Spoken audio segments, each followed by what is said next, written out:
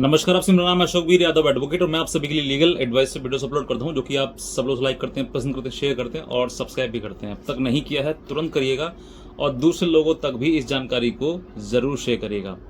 देखिए, कुछ महिलाओं का ये रिएक्शन होता है कि उन पर किसी प्रकार से अगर कोई बातचीत आती है, उनके सामने कोई बात आती है, पति किससे लड़ाई झगड़ा करके वो अपने मायके चली जाती हैं और वहाँ पर जाकर पति के सामने एक ही बात आती है कि मैं तुझे तलाक नहीं दूंगी और ना ही मैं तेरे साथ रहूंगी। तो ऐसी परिस्थिति में कंडीशन ये आ जाती है कि पति ना इधर का ना उधर का, वो घंटे की तरह हिलता रहता है, बेचारा परेशान हो जाता है और उसके ऊपर वो महिला जो है वो तरह तरह के मुकदमे दर्ज करवा देती है और उसका जीवन जो है वो ऐसा हो जाता है जैसे कि वो जीते जी एक जिंदा लाश की तरह रह रहा है, क्योंकि उसमें ना ही तो शक्ति रही कोई, क्योंकि जो उसकी पत्नी थी, जो उससे वो प्रेम करता था, वो उसको छोड़ के चली गई है। अब उसके ऊपर मुकदमे आ गए तो कानूनी प्रक्रिया उसके ऊपर अप्लाई हो गई है। उसको कानून का कुछ ABCD पता नहीं है। अब वो परेशान है बहुत ज़्यादा।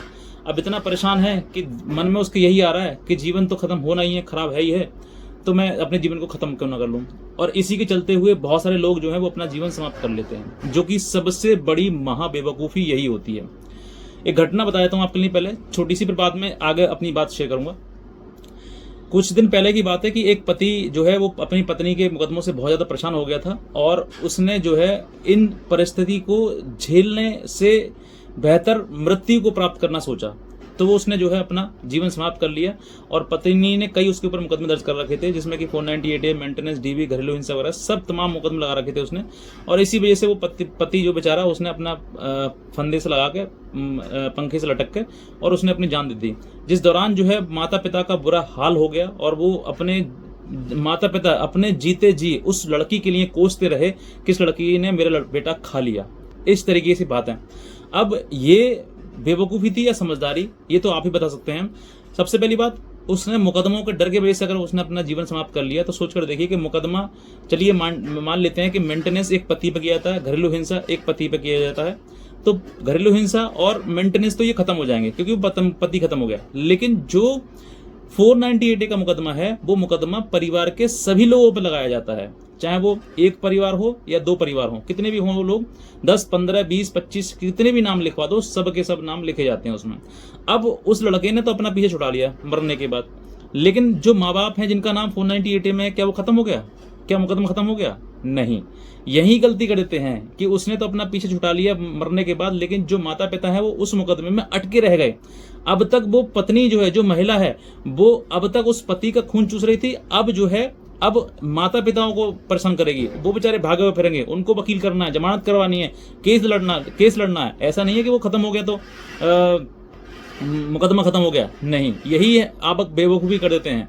जब आपके मन में ऐसे सवाल आते हैं तो आप सोचकर देखिए कि मेरे पे मुकदमे हैं, चलो मैं मर गया, मेरा तो चलो छूट गया, मैं बाहर निकल गया मुकदमों से।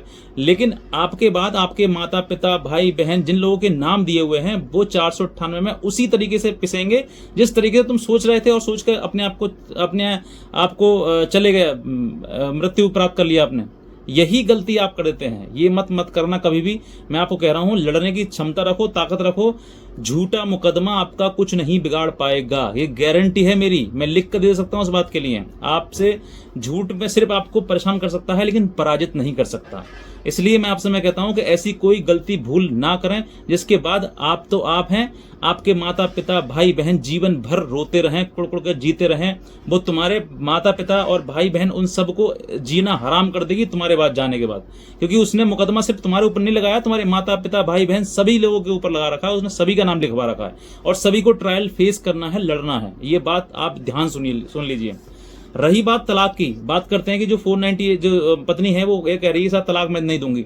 तो आपको तलाक, अगर पत्नी तलाक नहीं देगी तो क्या तलाक नहीं होगा? ये आपका भ्रम है। आपको सिर्फ भ्रम में डाला जाता है कि पत्नी मैं तलाक नहीं दूंगी, नहीं देगी तो मत दे। तेरे कर्म है ना, उस कर्म का एविडेंस हमारे पास है। अगर आपके पास वो एविडेंस है ना, उसने जो कर्म किए, तलाक कोई ऐसा खेल नहीं है कि तलाक कोर्ट जाओगे तलाक मिल जाएगा आपके लिए। आपको उसके जो उसने कर्म किए हैं, जो उसने अब तक के जितनी मतलब जो भी कर्म किए हैं, उन सब का चिट्ठा आपके पास होना चाहिए, उसका सबूत एविडेंस होना चाहिए। उसके आधार पर कोर्ट आपको तलाक देगा, ना कि पत्नी। अगर वो कह रही है कि मैं तलाक नहीं दूंगी तो आप म्यूचुअली नहीं जा रहे हैं, म्यूचुअली कंसेंट से आप तलाक नहीं ले रहे हैं, जो उसमें कंसेंट उसकी जरूरत पड़ेगी, आप विदाउट कंसेंट के भी मुकदमा डालकर तलाक ले सकते हैं अगर आपके पास एविडेंस है तो। आप इन बातों मत जाइए, घबराइए मत, परेशान मत होइए कि सर वो मना कर रही है तलाक नहीं होगा। अरे नहीं होगा तो क्या होगा। एक आपने डायलॉग सुना है गदर मूवी का, जिसमें वो कहता है कि सनी देओल का एक डायलॉग है कि एक कागज के टुकड़े पे मोहर नहीं लगी तो क्या तारा पाकिस्तान नहीं जाएगा। ये ऐसा नहीं है कि वो मोहर लगाएगी तुम्हारे पर तभी तुम्हारा तलाक होगा। आप उसके कर्मों का काला चिट्ठा जितना भी है ना, उसको निकाल के अपने पास रखिए, कोर्ट में लगाइए, कोर्ट आपकी बात से सेटिस्फाइड होगा, कोर्ट 100% डाइवोर्स ग्रांट करेगा। ये बात समझिए। लेकिन अगर आपके पास कोई ऐसा एविडेंस नहीं है, कोई सबूत नहीं है, तो आप गलती मत करना कभी भी तलाक लेने की, ये ध्यान रखना। क्योंकि आपकी वो जो तलाक का मुकदमा है वो ऐसा नहीं है कि आपके पक्ष में भी जाएगा। अगर आपके पास एविडेंस नहीं है कोई भी तलाक जो बात कह रहे हैं उसका ग्राउंड एस्टेब्लिश नहीं कर पाएंगे आप, या फिर आपके पास वो एविडेंस नहीं है, तो फिर आप हार जाएंगे, डिसमिस हो जाएगा केस और वो आपके खिलाफ चला जाएगा। ये बात ध्यान रखना, नोट कर लेना। क्योंकि अब तक अगर आपने वो 498A या मेंटेनेंस में जो बातें कही हैं वो कही हैं, लेकिन अगर तलाक के मुकदमे में आप हार जाओगे तो एक क्रूअल्टी बन जाएगी आपके द्वारा कि भाई इसने देखो वाकई तलाक लिया, इसने पत्नी को छोड़ दिया। ये भी ध्यान रखिए। हर पुरुष अच्छा नहीं होता तो हर महिला भी अच्छी नहीं होती है, ये बात भी ध्यान रखिएगा। अगर आपकी पत्नी वाकई गलत है तो उसको साबित करें, मुंह से ना चिल्लाएं कि भाई गलत है गलत है। जो बात आप कह रहे हैं उसका एविडेंस है क्या? आप खुद से सवाल पूछिए कि जो मैं आरोप लगा रहा हूं क्या उस आरोप का मेरे पास एविडेंस है। अगर आपके पास एविडेंस है, तलाक के लिए कोर्ट जाइए, कोर्ट आपको तलाक देगा, पत्नी आपकी को तलाक नहीं देगी आपकी। हाँ, अगर म्यूचुअली बात कर रहे हैं तो बात कह सकता हूं कि म्यूचुअली में पत्नी की कंसेंट जरूरी है, लेकिन म्यूचुअली नहीं है आप, तो फिर आपको क्या जरूरत है? आप सीधे कोर्ट जाइए, तलाक लीजिए। आपको ऐसा कुछ नहीं है कि जब वो तलाक नहीं दे रही है सर मेरा तलाक नहीं होगा, क्या उसके कहने से तलाक होगा? कोर्ट के तलाक होता है। सही और गलत, कोई आपके साथ गलत कर रहा है, अन्याय कर रहा है, तो उस अन्याय को सहना और उसको कोर्ट को बताना। ये बात आपको बतानी है कि मैं इतना सहते आया हूं अब तक और अब जो है मेरी अति हो गई है और अब मैं सह नहीं सकता हूं, इसलिए मैं तलाक के लिए कोर्ट न्यायालय के समक्ष आया हूं।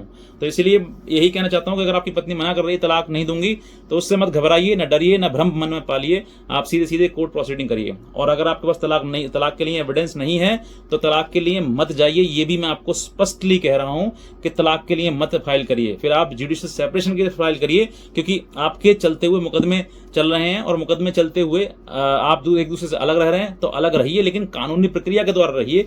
जुडिशियल सेपरेशन में चले जाइए। मेरे पास सबूत नहीं है साहब, मैं जुडिशियल सेपरेशन की जाता हूं, तो कोर्ट जो है वो ये स्टैब्लिश हो जाएगा कि हाँ भाई 498 मुकदमा चला रखा है और DB का लगा रखा है और मेंटेनेंस का लगा रखा है, कई मुकदमे उसने लगा रखे हैं, तो रह तो अलग ही रहे हैं ना, तो क्यों ना एक कानूनी प्रक्रिया से हम रहे अलग। तो जुडिशियल सेपरेशन में जाइए, उसके बाद साल 2 साल बाद उसको फिर तलाक कन्वर्ट करा लीजिए। वो जुडिशियल जो है वो तलाक में कन्वर्ट हो जाएगा। ये आपके लिए एक सटीक रास्ता है और वे है जिसमें ना सबूत हैं तब भी आपका तलाक हो जाएगा। यही मैं आपको जानकारी देना चाहता हूँ। और आपके पास अगर ऐसी कोई मतलब बात मन में है कि भाई मेरी पत्नी मना कर रही है या मेरा पति मना कर रहा है, कोई भी हो सकता है दोनों में से, तो आप मत घबराइए, आप अपनी प्रोसीडिंग कोर्ट के सामने रखिए। इसलिए कहना चाहूँगा अगर आप नए हैं सब्सक्राइब कर लें। और एक हमारा व्हाट्सएप ग्रुप है जिसमें मैं आपके लिए तरह तरह की वीडियोस, लेटेस्ट जानकारी और जजमेंट्स वगैरह प्रोवाइड करता हूँ। वहाँ उसका लिंक मैंने इसी वीडियो के नीचे डिस्क्रिप्शन में दिया हुआ है, उसको क्लिक करके आप जरूर देखें और फॉलो कर लें उसके लिए, ताकि आपको लेटेस्ट जानकारी अपडेट्स मिलती रहे। और इसको भी सब्सक्राइब कर लीजिए आगे, ताकि आपको लेटेस्ट जानकारी मिलती रहे। और शेयर जरूर करिए और दूसरों को लिए, ताकि और भी लोग जिनके मन में ऐसा भ्रम है वो भी स्पष्ट कर सकें, क्लियर कर सकें कि वाकई ऐसा नहीं होता है। आज का वीडियो देखने आपसे बहुत धन्यवाद।